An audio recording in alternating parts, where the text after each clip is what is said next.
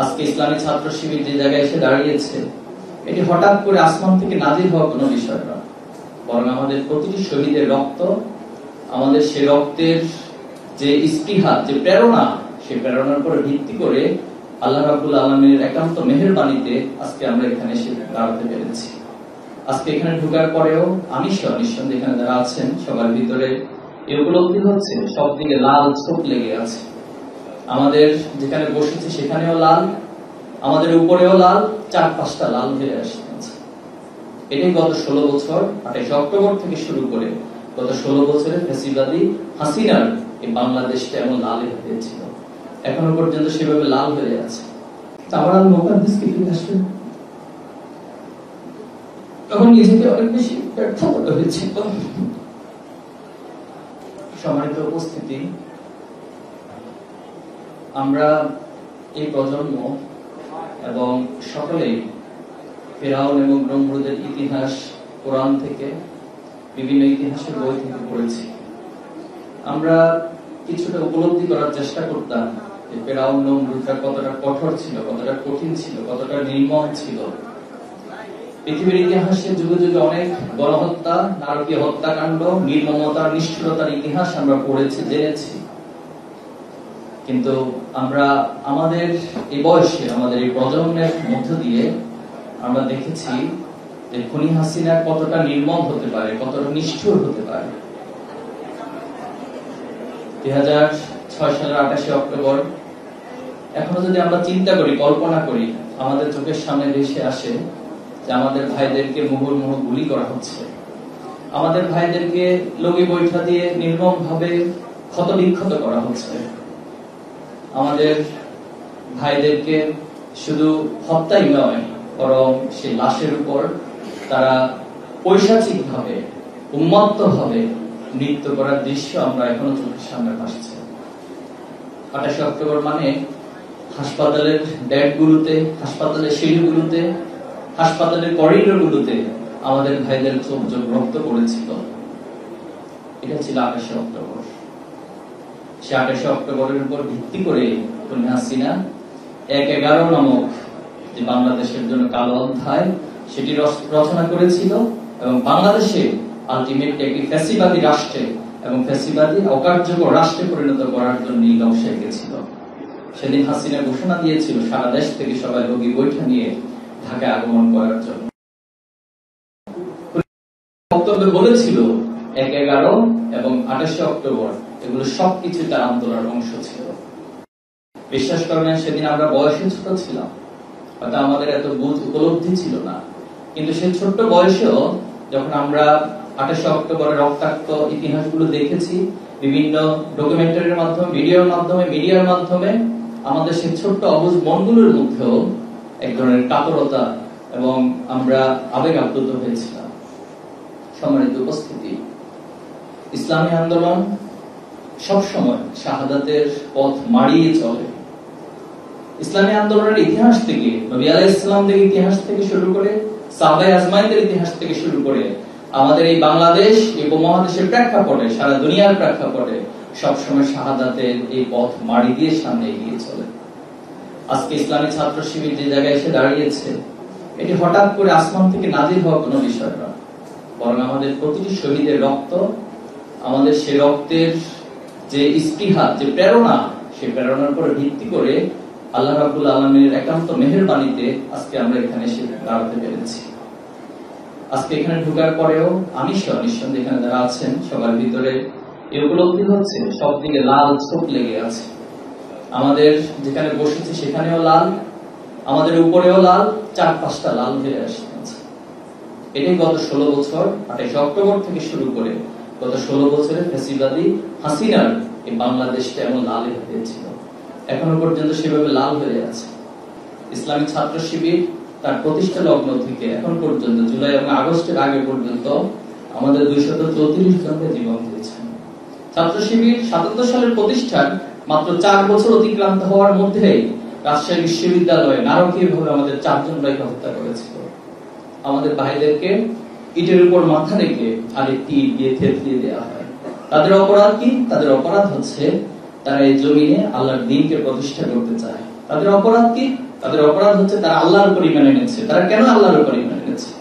তাদের অপরাধ, তারা এই সমাজের ছাত্রদেরকে ন্যায়ের দিকে, ইনসাফের দিকে, সৎ মানুষ হওয়ার দিকে আহ্বান করে, তাদেরকে ভালো মানুষ হিসেবে তৈরি করতে চায়, তাদেরকে অনৈতিকতা থেকে, অশ্লীলতা, বেহায়াপনা, মাদকাসক্ত থেকে দূরে রেখে তাদেরকে ভালো মানুষ করতে চায়। এটাই ছিল আমাদের ভাইদের অপরাধ। আমাদের প্রথম কেন্দ্রীয় সভাপতি মীর কাসেম আলী ভাই এই সমাজের জন্য একটি রত্ন ছিল, বাংলাদেশের জন্য একটি বড় সম্পদ ছিল, কিন্তু মীর কাসেম আলী ভাইকে তারা হত্যা করেছে। তারা বিচারিক হত্যাকাণ্ডের মধ্য দিয়ে বাংলাদেশ থেকে নেতৃত্ব শূন্য করার জন্য জামাত ইসলামী সহ গুরুত্বপূর্ণ নেতৃবৃন্দকে হত্যা করেছে। এই সমাজকে মানুষ যেন কোরআনের দিকে আকৃষ্ট না হয়, কোরআনের পাখি আমাদের নয়নের মণি আল্লামা সাইদি হুজুরকে তারা হত্যা করার জন্য ফাঁসির আদেশ দিয়েছিল। শুধু সেখানেই নয়, ফাঁসির আদেশের বিরুদ্ধে যারা রাস্তায় নেমেছিল, সেদিনও নারী পুরুষ থেকে শুরু করে শত শত মানুষকে গুলি করে হাসিনা নির্মমভাবে হত্যা করেছিল। আমাদের সারা দেশে অসংখ্য ভাইদেরকে গুম করা হয়েছিল। আমার আগে বক্তারা বিষয়গুলো বলেছে। এখন পর্যন্ত ইসলামী ছাত্র শিবিরের 7 জন ভাইকে আমরা খুঁজে পাইনি। এই 7 জন ভাই কোথায় আছেন, কেমন আছেন, সে বিষয়গুলো আমরা জানি না। আমরা যখন তাদের পরিবারের সাথে সাক্ষাৎ করি, তখন আমরা নিশ্চুপ ভাবে মাটির দিকে তাকিয়ে ছাড়া আমাদের কিছু বলার থাকে। গত কয়েকদিন আগে আল মুকাদ্দাস ভাইয়ের পরিবারের সঙ্গে সাক্ষাৎ করতে গিয়েছিলাম। তার মা আমাকে বলতেন, তো আবিষ্কৃত হয়েছে, অনেকে তো ফিরে আসছে, আমার আল মুকাদ্দাসকে ফিরে আসছে। তখন নিজেকে অনেক বেশি ব্যর্থ মনে হয়েছিল।